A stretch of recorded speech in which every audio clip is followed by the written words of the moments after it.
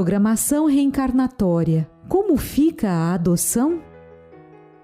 Essa questão da programação é muito interessante. Existe um livro de André Luiz, psicografado por Chico Xavier, cujo título é a Ação e Reação. E nós encontraremos nele a questão exatamente dessa programação.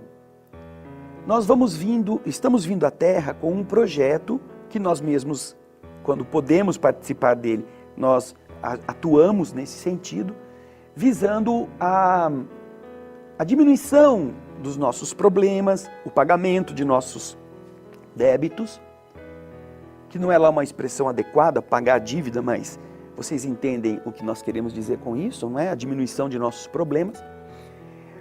Mas as pessoas pensam que a pessoa que errou tem que sofrer para pagar.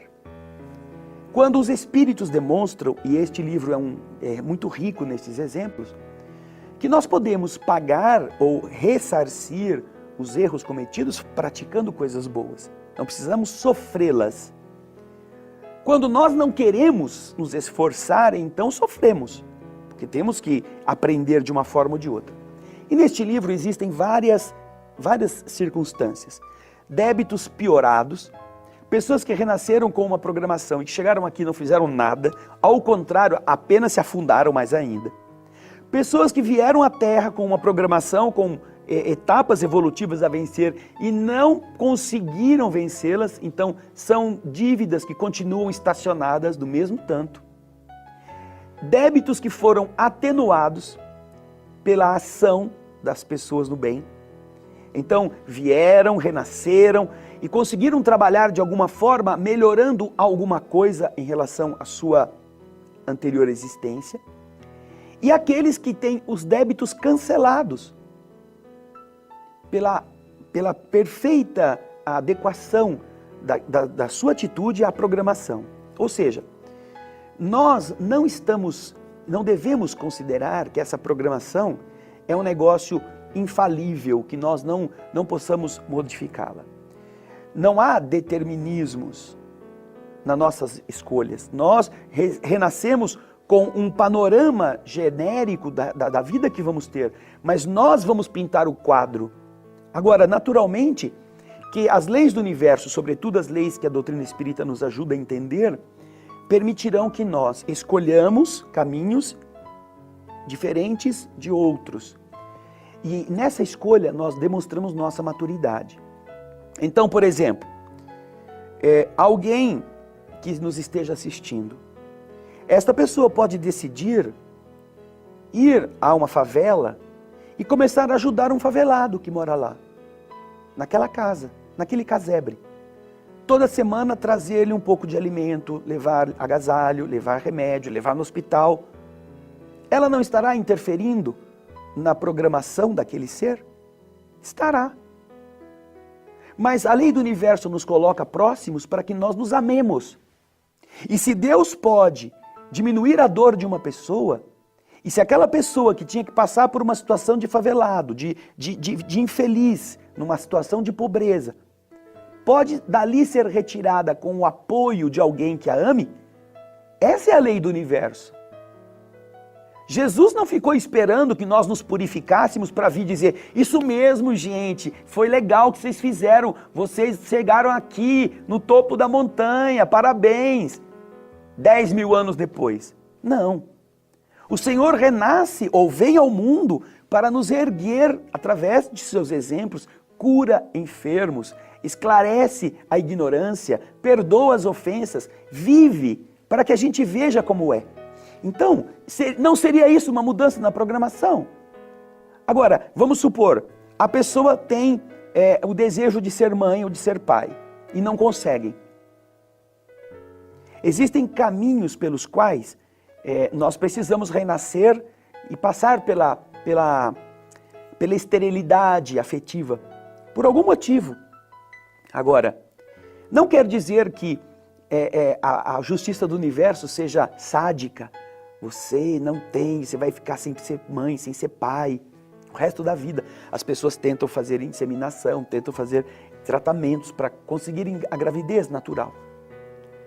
Mas se a finalidade é nos ensinar a amar, se nós não pudermos, por causa de nossos erros do ontem, nos excessos, na irresponsabilidade afetiva, se nós não pudermos granjear na vida futura um corpo que nos permitisse ser pais ou mães, não quer dizer que nós estejamos sendo punidos, nós apenas não soubemos amar.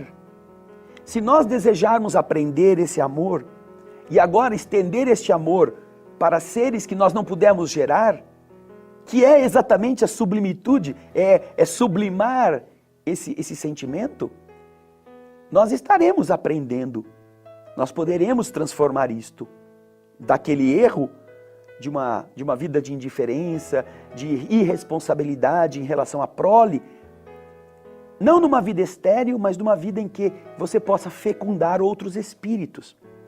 Aliás, é interessante notar que no Pinga Fogo, de 1971, Chico Xavier fala exatamente, ao referir-se à questão da homossexualidade, da bissexualidade, da assexualidade, ele fala que a função humana não é só a fecundidade biológica.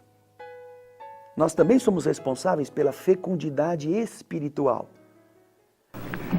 Se tem aqui uma pergunta de Dona Maria Lúcia Silva Gomes, Avenida Tucuruvi, 763. Pergunta como se explica o homossexualismo e a perturbação no comportamento sexual à luz da doutrina espírita. Temos tido alguns entendimentos com espíritos amigos e notadamente com Emmanuel a esse respeito. O homossexualismo, tanto quanto a bissexualidade ou bissexualismo, tanto como a sexualidade, são condições da alma humana, não devem ser interpretados como fenômenos espantosos, como fenômenos atacáveis pelo ridículo da humanidade. Tanto quanto acontece com a maioria que desfruta de uma sexualidade dita normal, aqueles que são portadores de sentimentos de homossexualidade ou bissexualidade são dignos do nosso maior respeito. E acreditamos que o comportamento sexual na humanidade sofrerá de futuro revisões muito grandes, porque nós vamos catalogar, do ponto de vista de ciência, todos aqueles que podem cooperar na procriação e todos aqueles que estão numa condição de esterilidade.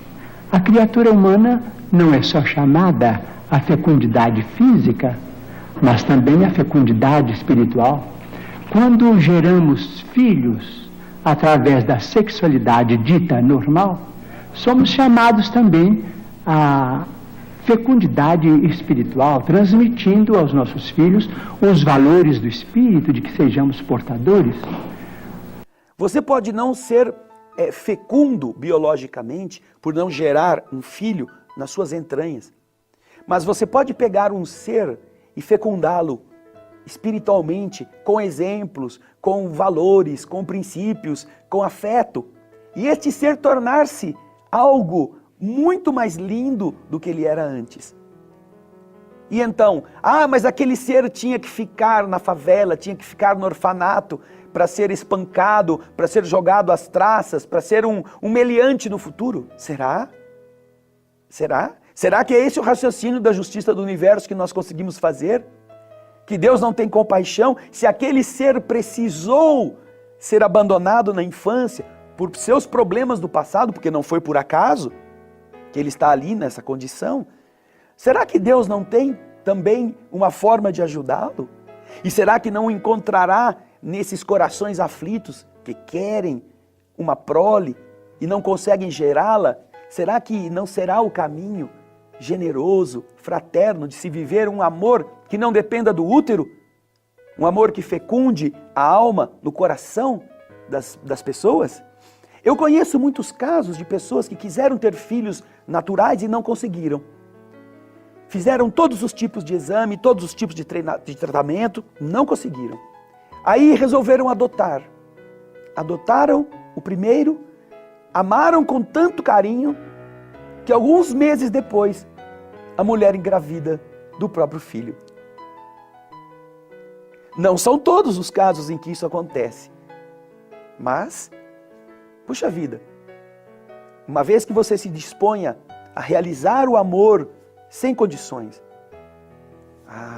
que coisa linda. O grande problema na adoção, no meu modo de ver, é que certas pessoas elas ficam idealizando o ser adotado. Como nós já dissemos, existem famílias espirituais. Nós fazemos parte de grupos afinizados. E essas famílias espirituais, elas se procuram, elas têm mais facilidade para conviverem umas com as outras, essas pessoas. Quando nós temos um filho natural, geralmente ele é decorrência de uma convivência anterior e nós planejamos isto, com exceção daqueles que precisamos ter como os adversários que voltam, né? Mas a maior parte são espíritos afinizados. Então é mais fácil conviver com eles.